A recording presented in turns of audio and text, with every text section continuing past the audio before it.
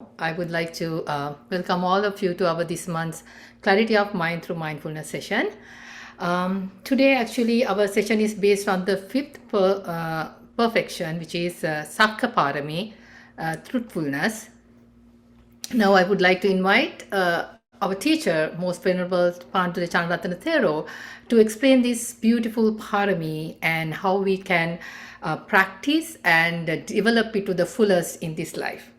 Thero Sarnai Bante. Yeah, everyone's a nice way of I hope you can hear me. Yes, Bante, we can hear you. Okay, fine, great. So let me share my screen. So as Shalika mentioned, today we hope to discuss on Satya Parami.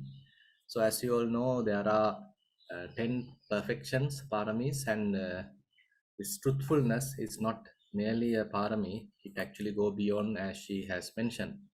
So basically, if we start with, so we know that we all are adhering to five precepts, and as monks we have many other precepts.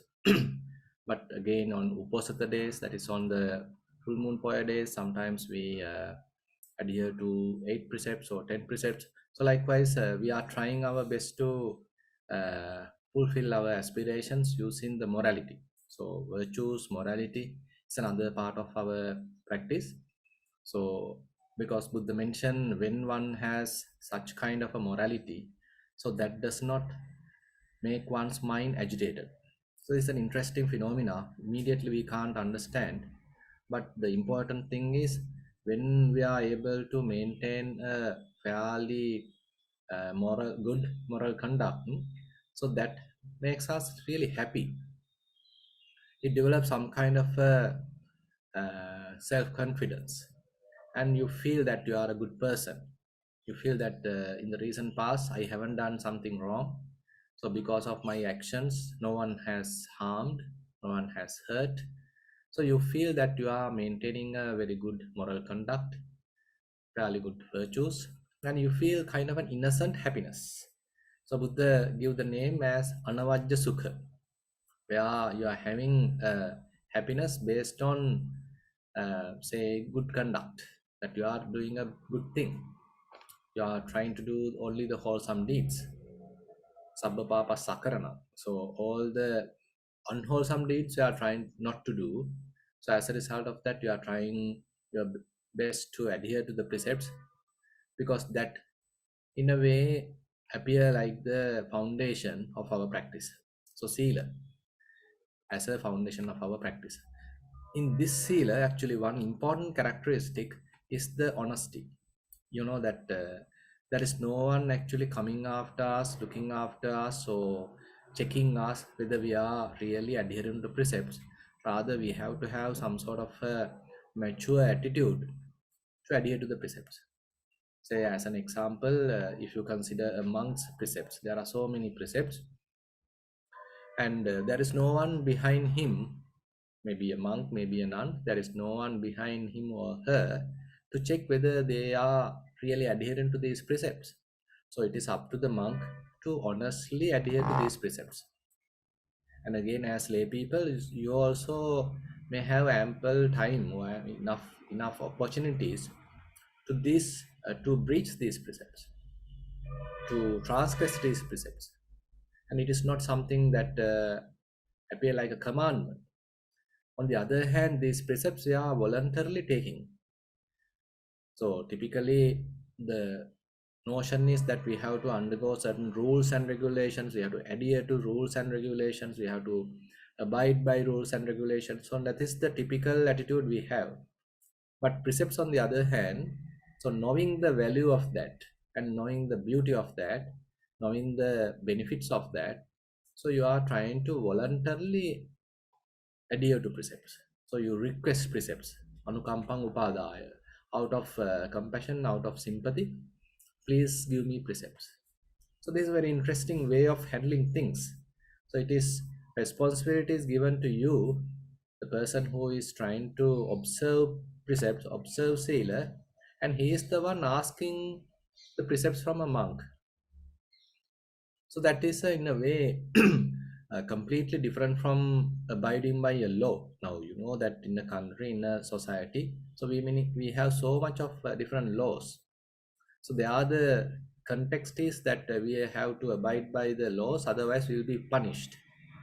But on the other hand, the precepts is quite different, where we are trying to adhere to precepts because we want it, we like it, we know the benefits. And it's very much like we are kind of going through some sort of a self correction or self righteous type of attitude. So I know that I have some wrong attitudes, or I have some drawbacks, I have some shortcomings, I sometimes do mistakes.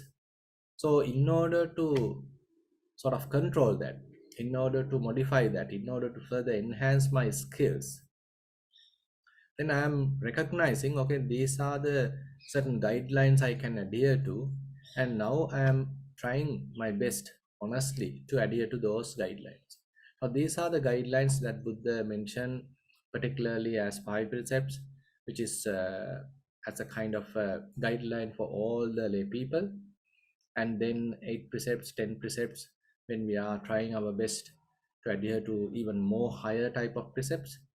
And as a monk, probably one may have to adhere to more than many precepts. Now, one important aspect, as I mentioned, is the honesty, in a way the truthfulness, that we are trying our best to adhere to it.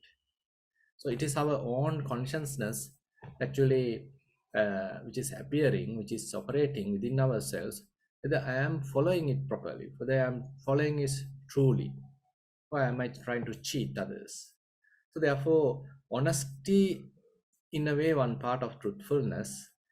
And here we can say the whole moral aspect, whole morality, the sila sikha, is in that sense depends on this honesty. And on the other hand, the fourth precepts, musavada, veramani, sikkhapadam, samadhyami. So this is quite familiar to us. So I am trying to, in a way, prevent myself, abstain myself from lying, because sometimes we are used to lie, and the whole society is filled with lies. I don't need to explain how much people are cheating each other, lying each other, and deceiving each other. But on the other hand, when one selects a spiritual path, so he is trying not to get on to that kind of a drive. Sometimes there's a unwholesome inner drive to tell a lie, to cheat another, even for fun. In that sense, so you are trying not to lie and abstain from lying, refrain from telling lies. So if we stick to that truthfulness, if we stick to that musavada veramani, and Buddha actually adds to that, there's another aspect in certain suttas. I have just given one example here, Chulahatti Padopama Sutta. As Sri Lankans, you are quite familiar with it. Musavadam pahaya musavada pativirato hoti. So you abandon the lies and you are refraining from telling lies. And not only that, Satchavadi, now you are telling the truth. Satcha Sandhu, that means you adhere to the truth. And Thero, that means trustworthy. And now slowly you become sort of a trustworthy person. And Pachayiko Avisangvidivadako Lokasa. Now you are not a person who is deceiving the whole world. Instead, you are getting more and more truthful, and as a result of that, the whole world start to believe you. Whole world start to trust you. Now, this trust is something quite interesting, because Buddha has mentioned Vissasa Paramanyati.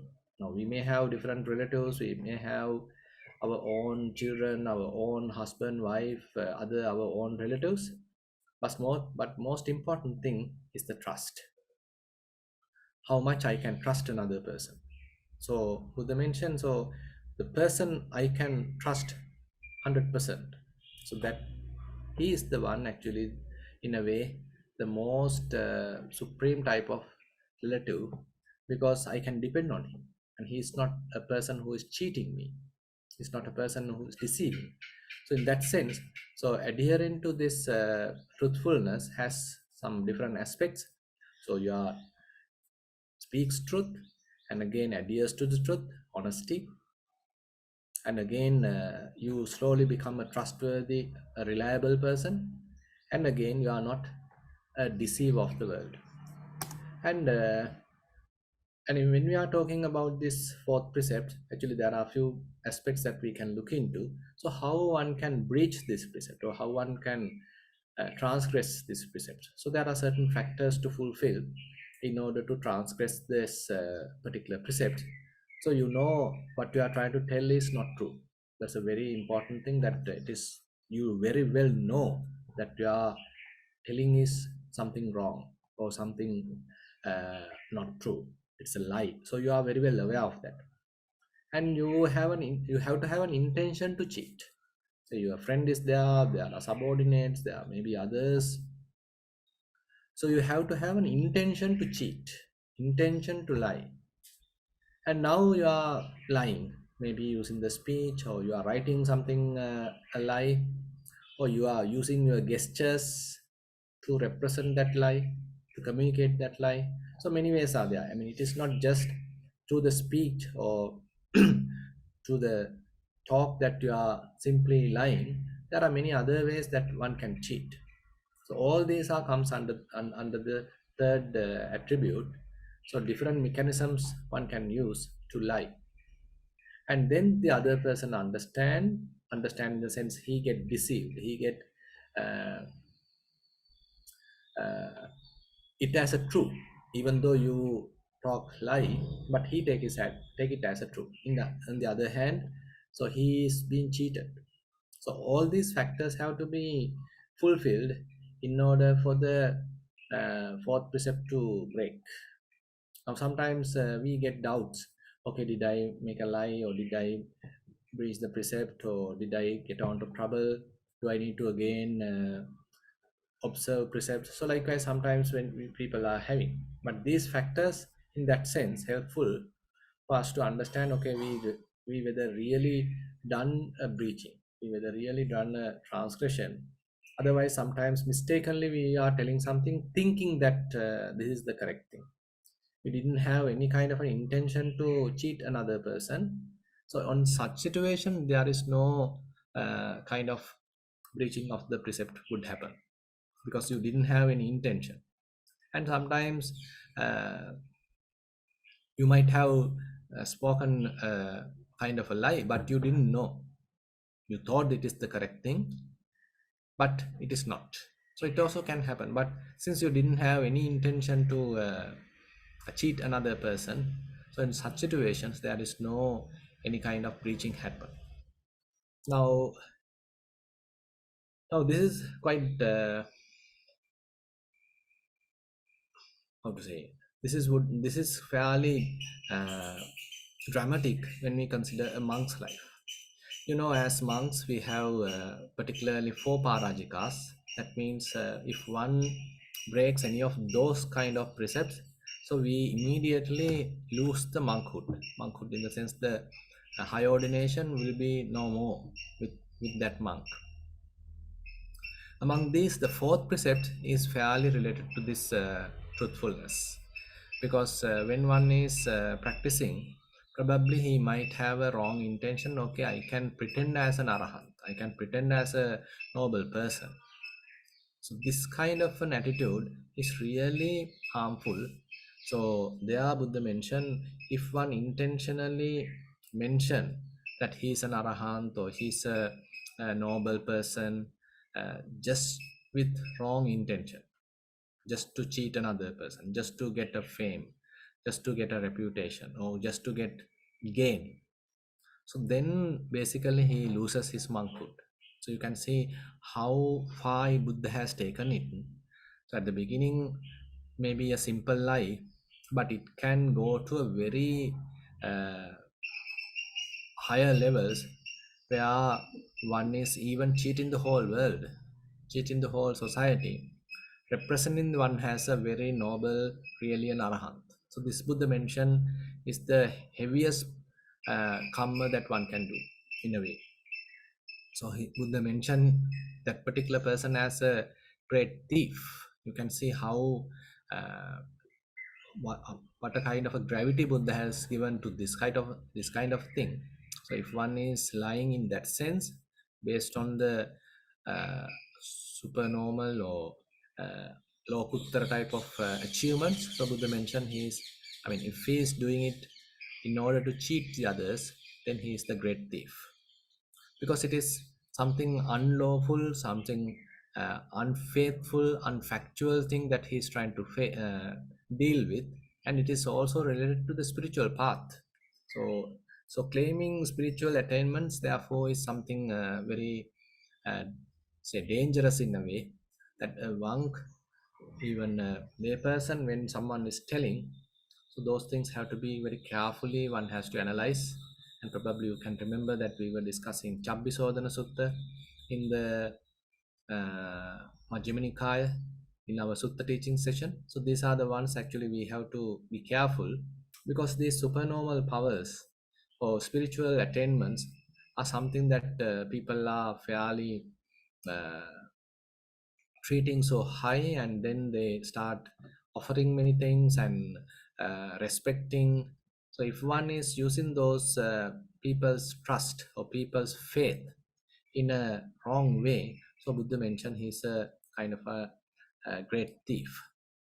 And on the other hand, there are different other rules mentioned in the Bhikkhu Vinaya, where one can't intentionally lie.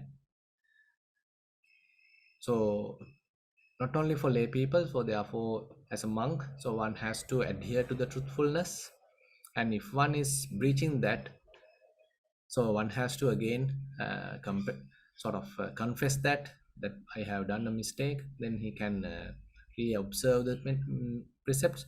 But on the other hand, this the fourth precept, that the parajika has happened, so it is irreversible, so you can't become a monk again.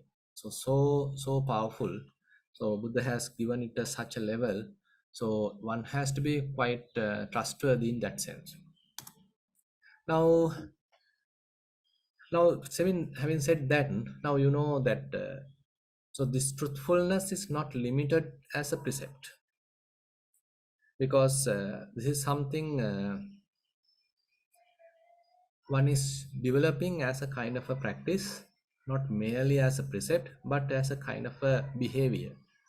So you become kind of a trustworthy person, not just because you are telling the truth, but you feel honest to yourself. You feel that your inner uh, conscience actually treat you properly, so you feel honest. So that is something kind of uplifting. And therefore Bodhisattva, in his many lives, so sometimes he might have broken a particular precept, but it is mentioned that he has never breached or never transgressed this particular precept, what you call the Musavada Veramani. So he has never lied. So that is very interesting. And sometimes, due to a mistake or sort of a unmindful situation, he probably have steal something, probably have say uh, killed an animal, and even has gone to sexual misconduct, probably have taken intoxicant, but never have lied. This is very interesting, because he's a truth seeker. He's trying to find the truth. So as a truth seeker, if he is not true to himself, if he is lying, then how can he find the truth? So therefore, as spiritual seekers, as spiritual practitioners, so this truthfulness is very important, quite critical to understand. Even though there are various other mistakes would happen, purposely lying is something that we should avoid. So therefore, Bodhisattva, even risking his life, sometimes he has told the truth. Now there are situations like, say, he's as a quite a poor person. He sometimes, in certain occasions, he has gone to the king's garden to get some flowers or get some fruits. At that time, he being caught, and sometimes he immediately have told the truth, even in front of the king. And there are certain situations that, as a hermit, he went through a sexual misconduct with another person, but he told the truth, knowing that he would be killed. He has told the truth. So such Jataka stories are there. When consider the Jataka stories, uh, which Buddha has mentioned, there are such Jataka stories even mentioning that Buddha or the Bodhisattva risking his life, he has told the truth. So there's some sort of a example Buddha is giving through his life as human beings. So different other precepts might uh, we might break. But how about adhering to the truthfulness? How about considering it as something critical, something important, so that you become kind of a trustworthy person? So when you are telling truth and when you are being such a kind of an honest person, so you feel kind of an inner security. There is no any kind of a say complaining coming from yourself. Now it is probably one can cheat another person and even many group of person or even the whole society, and they can't even recognize, they don't know whether this person is really lying.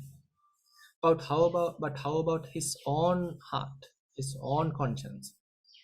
So he know very well that he has lied, he know very well he has cheated. But on the other hand, so because of that, he has kind of a grievance, he has kind of a regret, maybe later, and kind of a self complaint. But on the other hand, if one is really truthful and honest, always trying to tell the truth, on such situation, he is developing kind of an inner security. That's never his own conscience, never will complain him, never regret about him, because he know very well I did my best, I told the truth.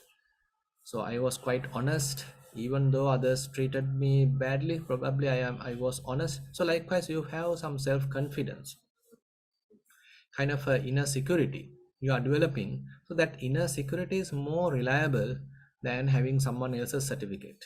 Sometimes people are sort of garlanding you, people are applauding, and sort of things are there.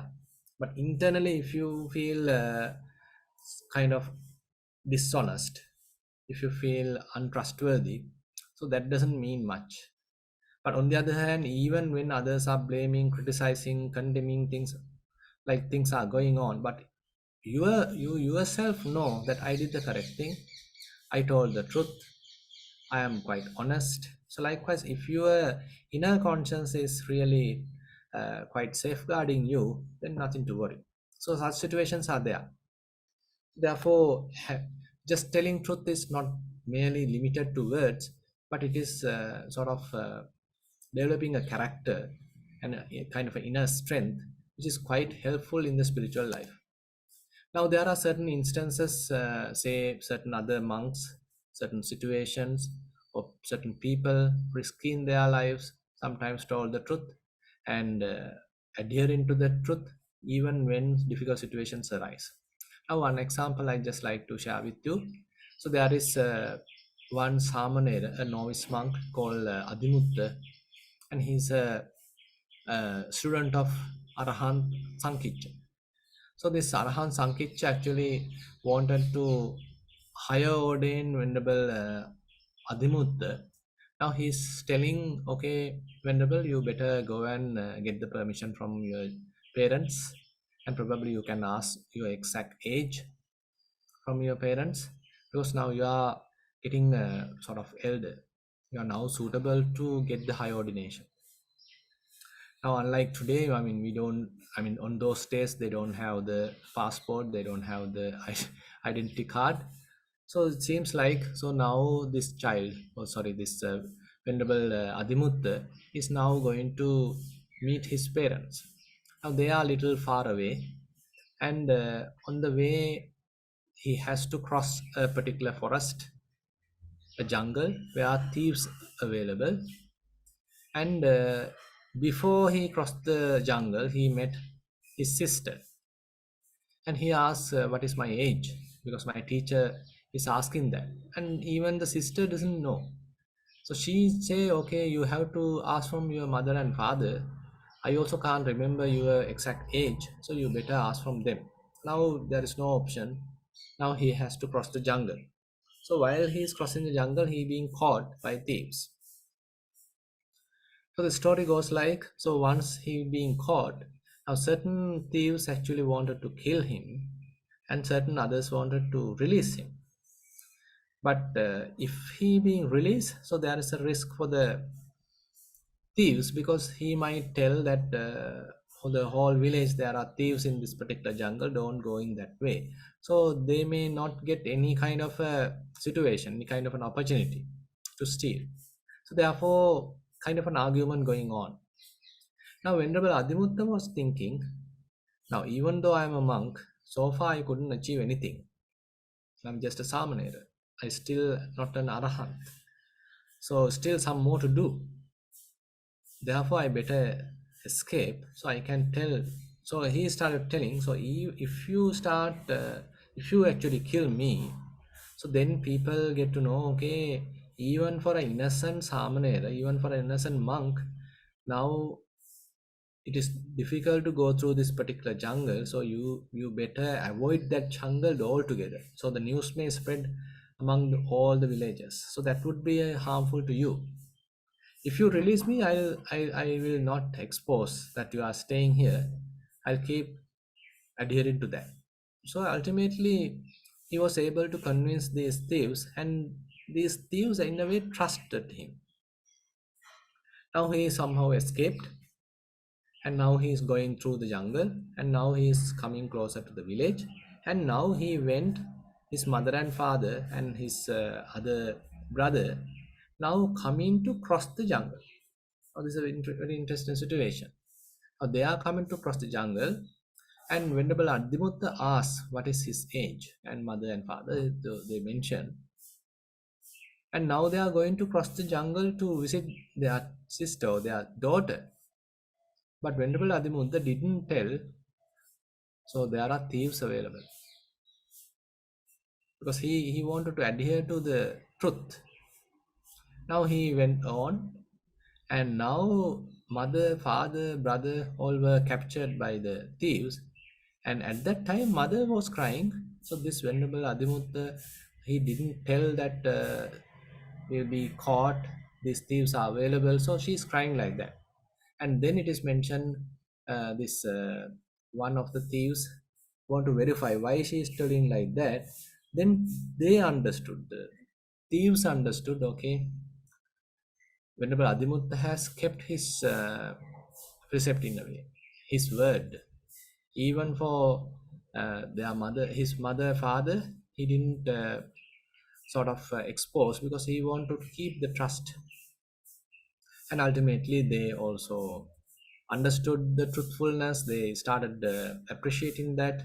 So they become followers of the Venerable Adimutta. So this is a very interesting situation.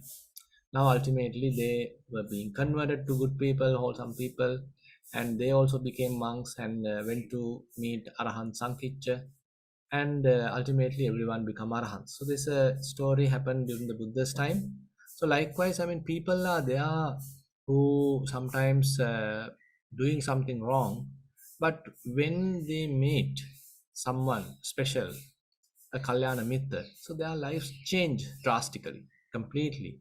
Lives might change.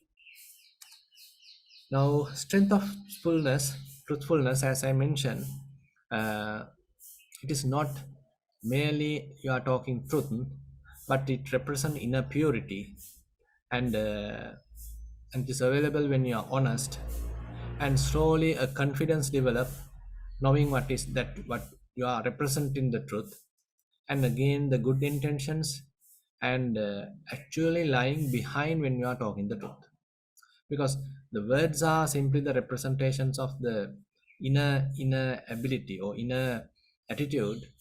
Now when you are talking truth, that represents the inner intention. Do you really want to cheat another person? Are you telling the half truth?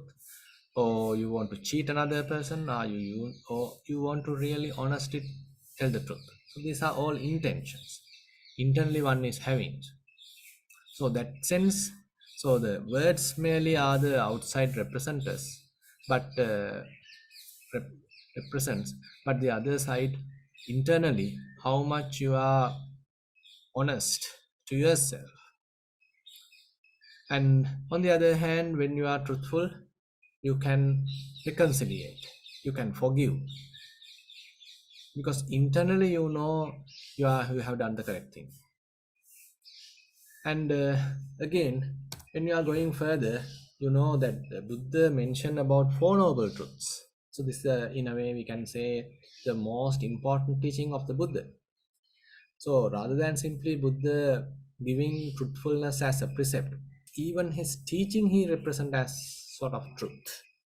Four Noble Truths: the noble truth of suffering or unsatisfactoriness, noble truth of cause of suffering, then noble truth of cessation of suffering, and the noble truth of path leading to the cessation of suffering.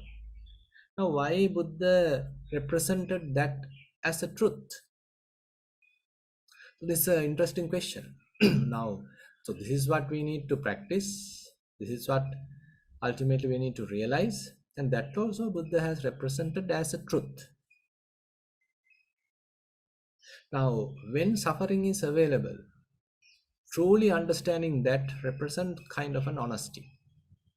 So you have to be well grounded, you have to be quite humble, you have to come to the proper terms. Then only you can recognize, okay, there is unsatisfactoriness, there is sort of a unhappiness, there is sort of a suffering. Because if that kind of a proper attitude, honest attitude is not available, you can even misinterpret that situation. You can't recognize the suffering as it is, because internally you are cheating. Internally you want to sort of deform the situation. You are not ready to accept the way it is. So accepting the thing as it is, not doing any kind of a distortion. If there is some kind of an unhappiness, accepting or recognizing this as an unhappiness. If there is kind of a friction available, accepting as some sort of a friction. If there is sort of a suffering available, accepting it as suffering. Now this requires fair amount of honesty, because otherwise you may even reject that. You want to replace that with something different without really accepting what is available. So therefore, even if we consider the first truth, so recognizing the availability of unsatisfactoriness, recognizing the availability of unhappiness, maybe little friction, little resistance, whatever it is. Now this requires fair amount of honesty. On the other hand, the cause of unsatisfactoriness, so that is the different kinds of desires. Now, fully understanding different desires, can you imagine how much honesty one has to have? So he has to come to his terms. He has to step back and look at. So what is the desire behind this situation? Do I have any ulterior motive? Do I have any kind of self-interest? Do I have any other expectation? Do I have any other desire? So to understand that also requires fair amount of truthfulness or honesty. So you are understanding yourself. I mean, you can't overestimate yourself. You can't simply safeguard yourself. Rather, you have to recognize all different kinds of desires as it is. Okay, there is a desire. There is a desire. There is an expectation. There is a little ulterior motive. So likewise, all different kinds of shortcomings. In that sense, we need to understand honestly. So therefore, it is fairly connected with the truthfulness. And the third precept. So once we let go of the cause, then there's a calming down, relaxation, release of suffering. Even that has to be recognized honestly. Now, sometimes people exaggerate the situation, sometimes people disregard the situation, sometimes they are not giving enough recognition to that because it's sometimes boring, because one needs excitement. But when the release has happened, when the say the freedom happens, so that freedom one has to recognize. Now the previous unhappiness, previous suffering is not more. It has gone, disappeared, faded away. Now what is available is some kind of a calmness, release, peace, and that also has to be recognized. In order to recognize that, again your mind has to reside, your mind has to accept in that truthfulness. Now again and again applying this methodology, that is the fourth noble truth. So it is not only once you are doing it, but again and again. So whenever you go through some sort of a clinging, you recognize that clinging, you recognize the friction because happening because of that, suffering happening because of that, and then letting go of the death, that desire, and then again calming down, again releasing, again experiencing freedom. Now, therefore, these Four Noble Truths are completely some practical practice in a way. It's not sort of a dogmatic teaching. Rather, you have to apply them into yourself, into various situations, into various lifetime experiences. Again and again, you need to practice these Four Noble Truths. So then the truthfulness become even the sort of the ultimate goal to realize the truth. And when it comes to mindfulness and vipassana, again, so the same approach, same kind of situation we can explain. Now recognizing the breath, recognizing rising and falling, say recognizing your touching sensation. So you need to understand, okay, this is what happening right now. So you have to give some prominence to that. Okay, now you are accepting that, okay, this is what happening. So you are not going to distort anything. Now this is quite important, because sometimes we are not recognizing something because we are adding something from our side. We have our preconceived ideas, our likes and dislikes, so we are adding those things to the picture. Therefore the truth become distorted. But in the proper mindfulness practice, we have to recognize things as it is. In the Vipassana practice, we have to recognize things as it is without coloring them, without conditioning them, without making any kind of a difference, any distortion. You have to recognize things as it is. So, seeing things as they truly are. So, this is a very kind of a proper term or common term that we are using. Seeing things as they truly are. So, they have their true representation, they have their true characteristics, they have their true behavior. So, you need to understand their true behavior. So, you are not supposed to distort it.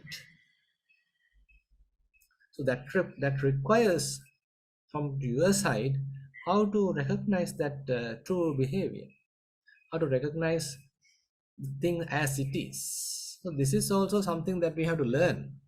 So it is therefore connecting with the other practice. Now if you want to properly recognize something as it is, so you require certain other aspects. You need certain skills to do that.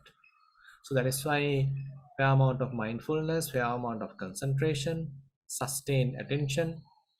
So through those skills, you are able to recognize the true nature of something. So therefore, this truthfulness is not just limited as a precept. Now it is connecting with the practice, the whole practice. So in order to know the true nature, you need to have certain other skills, because otherwise you can't even understand the true nature. So in order to understand the true nature, you have to do a fair amount of mindfulness, clear comprehension. Then only you can clearly comprehend. You know the exact situation. And assume if you are coming to the say chittanupassana, now you are understanding various defilements sometimes. So you go through various defilements, your mind encounters certain situations, and your mind become lustful. You feel angry, you feel anxious, probably you feel even jealous. Are we able to understand when jealousy available, that jealousy is available, when anger available, that as anger is available, when lust is available, as lust is available? Now that requires very sort of very honest attitude, because say for example you are trying to adhere to precepts, and you are now a monk, a nun, or you are a lay practitioner, so you have gone to a monastery. Now you are following 10 precepts or 8 precepts. On such situation, assume that the lustful thought come to the mind, a fantasy come to the mind. I mean, how much honest you are to accept that? So that requires kind of a radical acceptance. Even that kind of a defiled state of mind, you need to honestly accept, okay, there it is.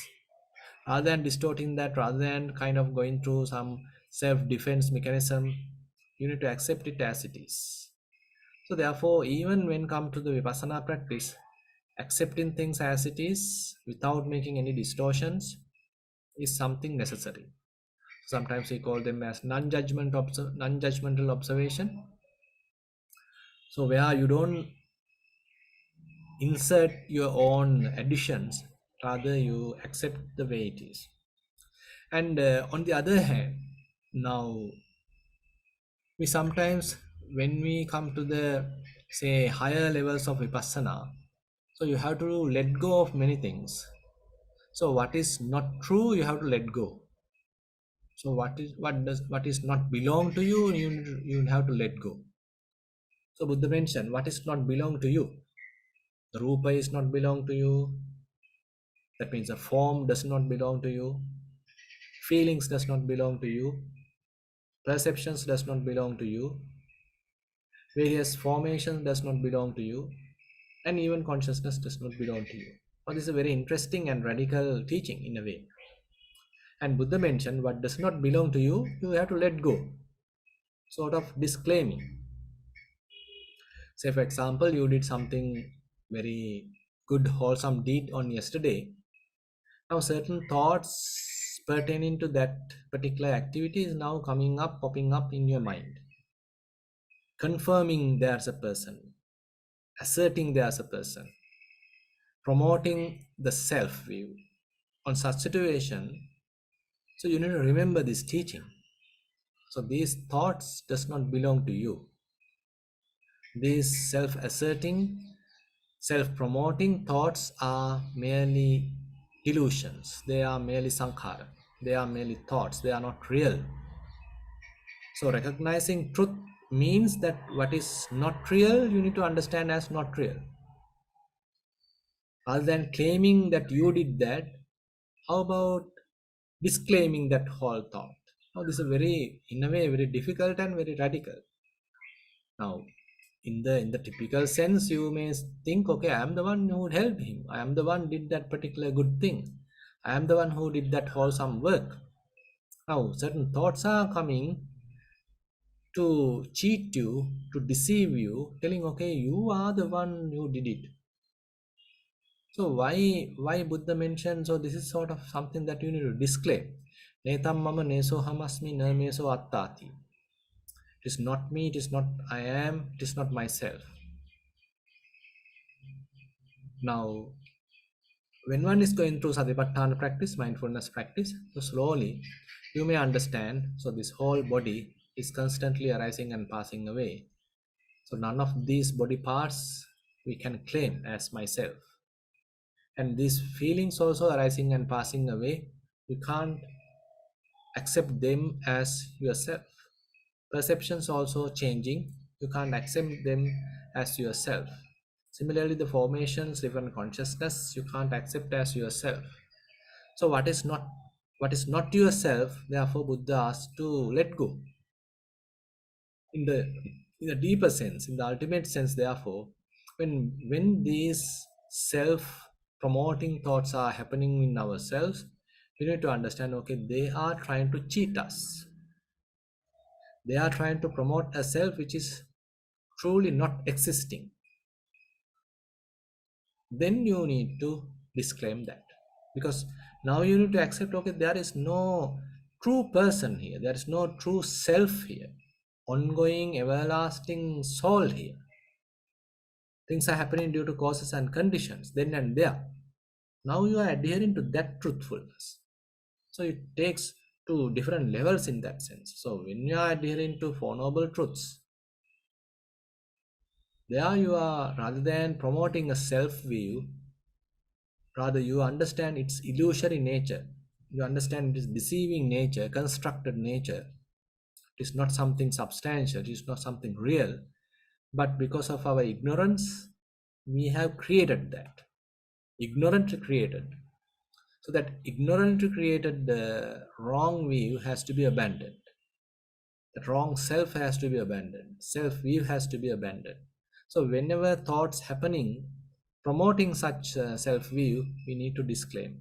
So therefore, even in the vipassana practice, it is quite radical in the sense, when you are going further and further, you have to let go all these different kind of clinging, grasping, self-asserting thoughts, promoting thoughts, and ultimately the mind become completely free.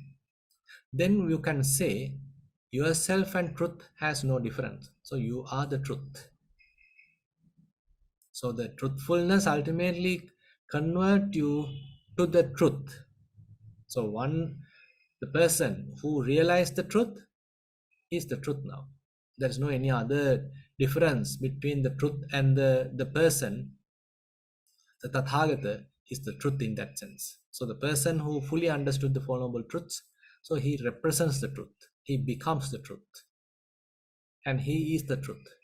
Now this is very interesting way that we can think of such a parami, the truthfulness. And with that note, I like to conclude today's Dhamma sermon. Now probably we can get on to the practice session. And now I like to open the session for the practice. So we're going to have about 10 minutes practice, sitting practice. May you sit in a comfortable position.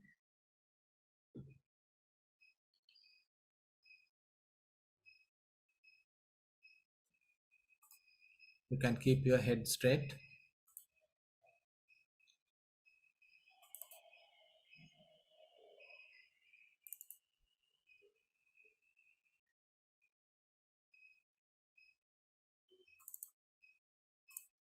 You can keep your neck also straight.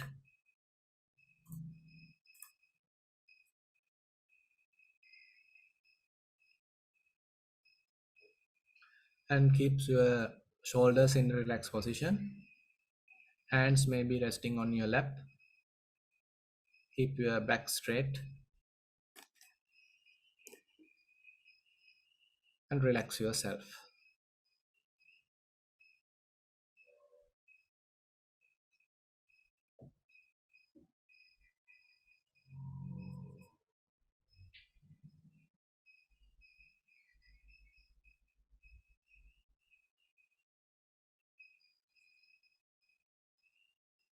You can take a deep breath, hold it for a while, and then release.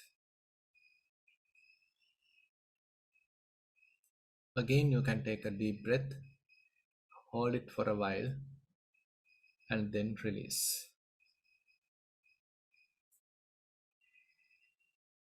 You can gently close your eyes. We can spend few minutes recognizing various sounds available in the surrounding. So I can hear the sound of squirrels. Sometimes I can hear the sounds of vehicles. Today I am in Colombo, so many different sounds are available. And you also can recognize my voice time to time. And as per your environment, probably you can hear the sounds of animals or birds or vehicles, whatever it is. Now these different sounds come and go. They happen. We don't need to have any kind of a like or dislike towards these sounds. They are merely sounds.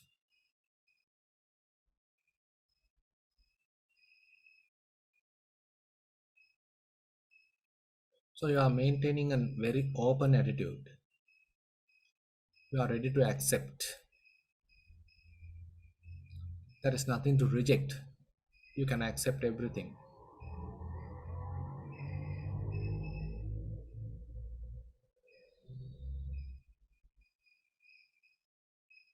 Again, you can take a deep breath, hold it for a while, and then release.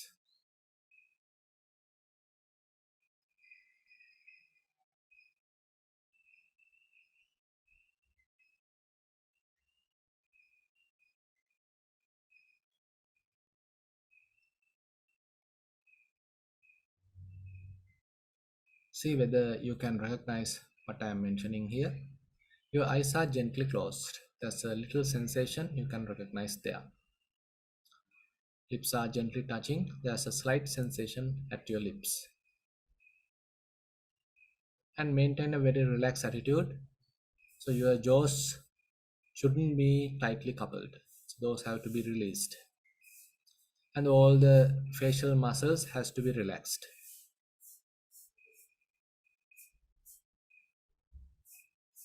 If you like, you can have a slight smile. Your head straight, neck straight, shoulders in a relaxed position. Arms may be resting on your lap, and there can't be any tightness, hardness in your arms. So if you have any tightness, you can release that. And probably you can recognize certain touching sensations of the clothes. Here and there, some tightness, maybe touching sensations, maybe heaviness. So you can see, recognize these touching sensations of the clothes. As you move down, you can recognize the heart vibration, maybe rising and falling of the abdomen, maybe slight sensations, aches, pains. As you move down, you can recognize how there's a pressure at your buttocks,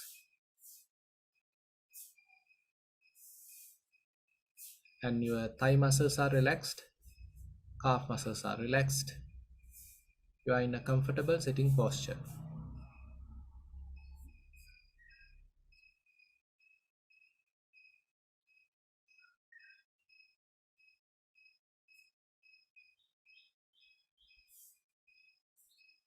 You can take a deep breath, hold it for a while, and then release. Relax yourself. There is nothing much to do. You don't need to be so critical. Rather, you are trying to open yourself to the present situation, accepting the present phenomena, recognizing present phenomena, establishing mindfulness.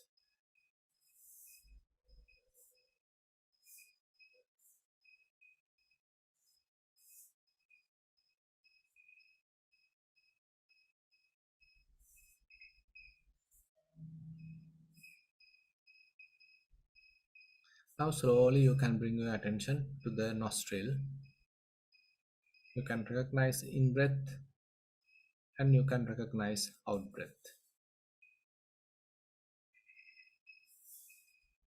If your mind still wanders, you can mentally note it as in and out.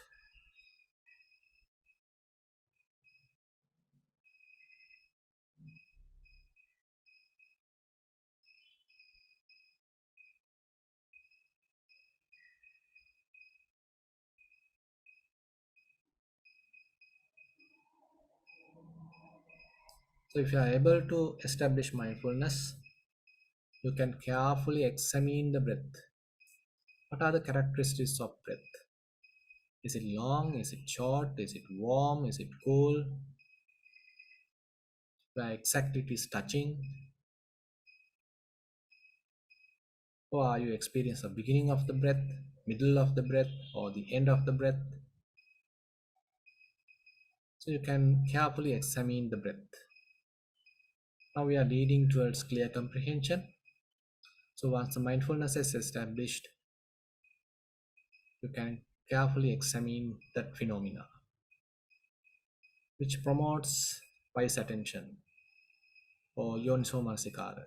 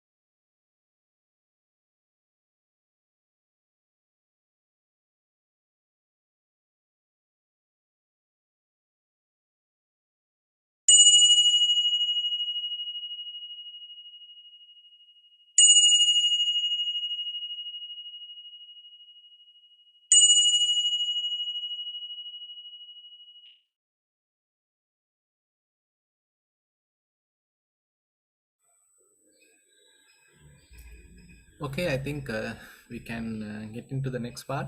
So, if you have anything to share with us, if your practical experience related to your practice, or if you want to comment on today's Dhamma sermon, so anything is good. So you can share your experience. You can spend few minutes on discussion.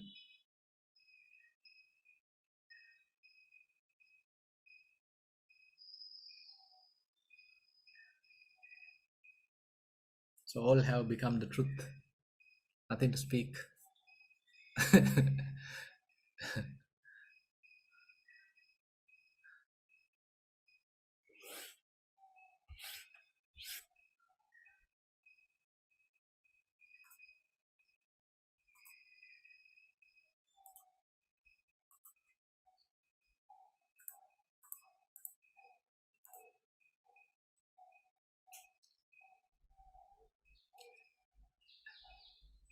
Yeah, I think Joseph has raised his hand.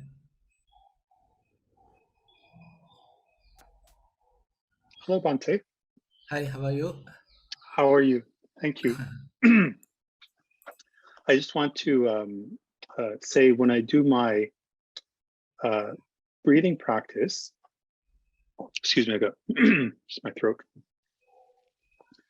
I noticed eyes are closed, and as the breath gets very subtle to the point that it's sort of disappearing, I notice my eyes are like, my eyes are closed, but I feel where my eyes are very kind of agitated, as if the eyes are, I don't know how to say it, but kind of like scattered or shaking.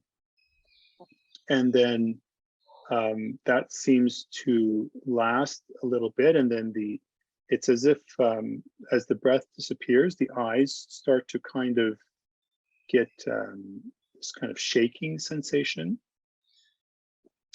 And then it kind of calms down. And I was just kind of noticing that. And I noticed it seems to happen each time. It's not really a distraction, or it's not even really a problem or anything. I just thought it was an interesting observation how that seems to happen, and then it calms down. And I was thinking it's because even with eyes closed, I feel like I'm always looking somewhere.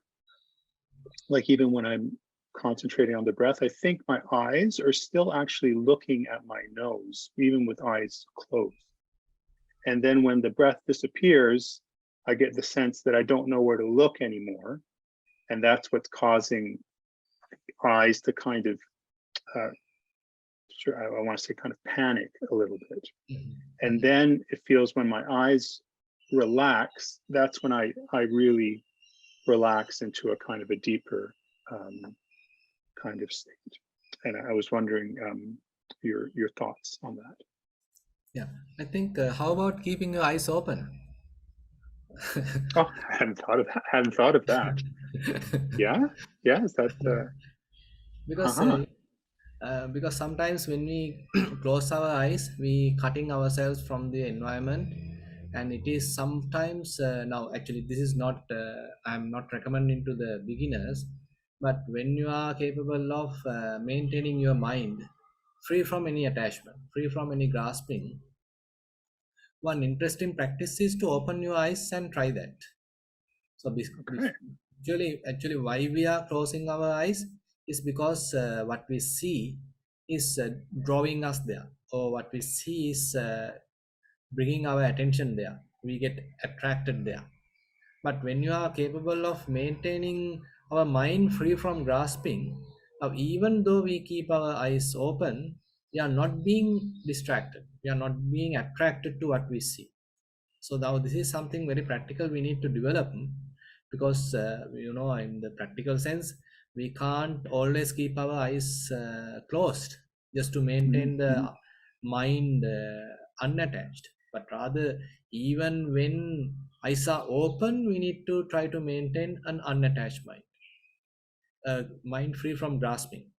Now, later we might even understand when our eyes are closed, we being somewhat restricted, our attention being restricted, our attention being narrowed down. But on the other hand, when eyes are open, it is not focused onto one thing, but it is kind of a pervaded attention. You can see things, but you are not purposely looking at things. You are seeing things, which is a kind of a, since eyes are open, you are seeing things, but you are not purposely, deliberately trying to look at something. So this actually releases the tension, because when we Okay. keep our eyes closed, so it is somewhat sometimes it's kind of a intentional activity, and you are being cut off from the world, and your attention is somewhat limited. But when the eyes are open, you feel free, you feel not restricted. You can see many things, but not focused onto any one thing, so you feel more comfortable. So you can experience this, what I am telling, you can experience and see. So now you feel more grounded, now you feel more natural. So your meditation is now very much like quite natural. So now typically we have the perspective that meditation has to be always kind of a closed eyes, we have to keep our hands on top of the other, we have to cross legged. So it's a kind of a convention that we typically have, but differently. So you can simply walk looking around. How about your mind is not interested on any particular thing what you see, because you have understood that no point of grasping things, no point of getting attracted to things. So your mind itself is now trying to maintain its own freedom, not attached into anything. So your eyes are open, but you are quite relaxed, no grasping, and you feel free. So this is something very interesting. You can look at, you can check for yourself. That's great. Thank you. Thank you very much, Yeah, Bante. yeah, Everyone Sarana. yeah. Thero Sannai.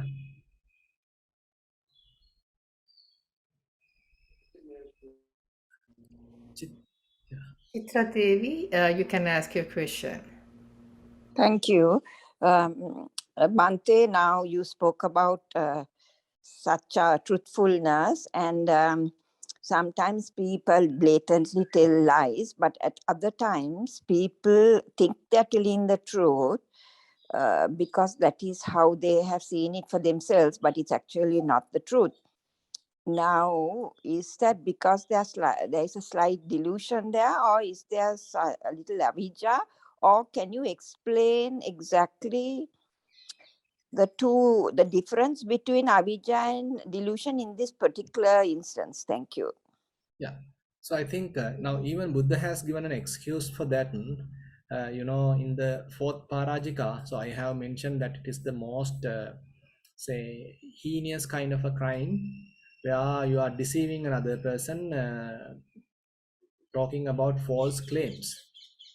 But Buddha mentioned that if one overestimated oneself, if one was quite deluded in the sense that he feel that he has something. Honestly, he feel that he has something, but he don't have. On such situation, Buddha give a kind of an excuse. So even though he claims that he has something, because of his overestimation, he really don't have. So this situation, he is being exempted. He is no a parajika. So similarly, sometimes we don't have the clear picture. We don't know the clear picture, and as a result of that, we are telling very much like a lie. But intentionally, we don't want to cheat another person. Intentionally, we don't have any intention to uh, lie to another person. So if that intention is not present, then definitely, even though I am telling something not available, but that is what I believe. I honestly believe, okay, this is what really happening, this is what the truth. but exactly it is not the truth, but I have no intention to cheat another person. So therefore this intention is quite very important when it is coming to the the analysis of this particular precept. So if you don't have a particular intention to cheat another person, then definitely you are being sort of excused. Mante, can you explain the difference? Because we loosely use the term delusion and avijja. Can you sort of tell us what exactly the difference between the two? Yeah, now actually one sense that say for example in a typical situation, say the mundane situation.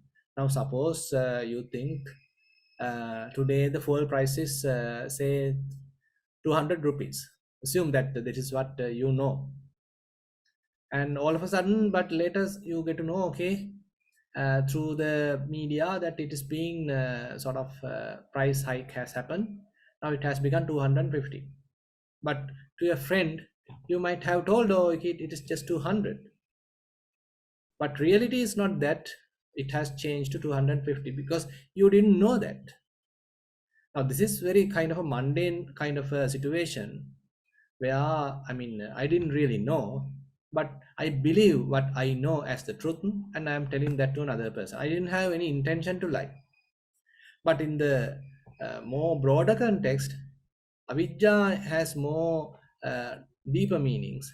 So, I mean, understanding the conventional reality as conventional reality, and understanding or penetrating that things are sort of, these are the conventions and there are more deeper truths, and kind of practically we need to learn that, know that, and these are kind of more deeper truths that we are talking. So they are, we call them as, we can call them as type of avijja. It is not the typical mundane type of misunderstanding or typical mundane kind of not knowing things, but here we are talking more into deep realities which we don't know, which we are quite unfamiliar with, or which we are fairly blinded with. Therefore, I mean, we can consider it as from mundane terms. And on the other hand, we can consider from very, say, some deeper meaning, deeper angle. So avijja is more the deeper, like what the Buddha has been teaching, impermanence and all those other things. Yeah. While delusion is a more superficial thing, as the example that you gave. Yeah. It's a kind of a more superficial and not the deep one that the avijja is, right? Yeah, actually, now when we are using these terms, now avidya sometimes translated as ignorance, and the moha sometimes are translated as what you call the delusion. Delusion, But yes. avidya and moha sometimes they are considered even as synonyms. So therefore, it's difficult to have a clear-cut answer. Okay, this is exactly what meant by avijja. But typically in the Dhamma, when avijja is represented, Buddha talks about the Four Noble Truths. If one doesn't Yes, know, if one doesn't understand Four Noble Truths, so that is very much the avijja that we are talking. So that indicates some deeper meaning. yes, Yeah. yes. And delusion is delusion more related to the concept of me, mine, myself. Would that be right if I said that? Yeah, that also part of avijja. That's why, I mean, these are fairly uh, going so parallel. So that is why sometimes in Dhamma later actually they talks about Sammuchi Satta and Paramatta Satta. So Yes. these are kind of a later division. So in terms of the conventional level, we can accept, okay, these are the truth, these are the correct things, and these are the conventions. But on the other hand, when it comes to the Paramatta Satya or the ultimate truth, so what we believed as truth in the conventional level, even they become not true. So they Yes. are true only to the conventional level, but they are not really. They are not real. So therefore, so by the way, I mean, these all in the normal context we can consider as true. When we are dealing with the convention, we have to accept. We need to little say, respect that truth, that is based on the typical convention, typical communication, typical languages, and all these things. On the other hand, when we are going little deeper into the spiritual aspect, so we are not really restricting ourselves to that conventional reality, but we are trying to see a bigger picture or more penetrative type of wisdom that we are targeting. Yes, Bhante. Thank you. Yeah. Dhananjay, please present your question. Yes, with lots of merits, Bante. My question is, I do this mindfulness training to my office staff. There was a very interesting question yesterday posed by one of the secretaries. Her question was, yes, mindfulness is living in the present moment and letting go of your past and not planning for the future. So very basic question. Her question was, how can we lead a life without planning for the future? Yeah. I mean, it's a very common question, but actually, even though we call mindfulness as living in the present moment, it doesn't necessarily mean that we are completely disregarding the past and completely avoid thinking about the future. Actually, what we need to know is that we are trying to live in the present, but while being in the present, can't we think about the past? While being in the present, can't we plan about the future? Now, typically what happens is, when we start thinking about the past, we lose the present moment and we being carried away by the past. And similarly, when we think about the future, we lose the present moment and we being completely carried away by the future related fantasizing formations, different kinds of constructions, and etc. So we lose the present moment. Now, in the establishment of the mindfulness, really mean that while being in the present moment, you can plan. You are not losing the present moment. So you have to have some kind of a footing on the present moment. While being in the mindful space, you can do the planning. While establishing the mindful space, you can think about the past. You can little remember about the past, but it happens within your surveillance. It happens within your sort of the understanding. In your mindful space, you know what mind is thinking. You know what it is now trying to recognize. You know what it is reflecting. You know what it is planning under your purview. So we are not losing the present moment, and that doesn't necessarily mean that you are completely prohibited from thinking about the past and thinking about the future. Thank you, Bhante. Thero Sarnai. Yeah, I think we have come to the conclusion of the program. Chalika, do you have any notices?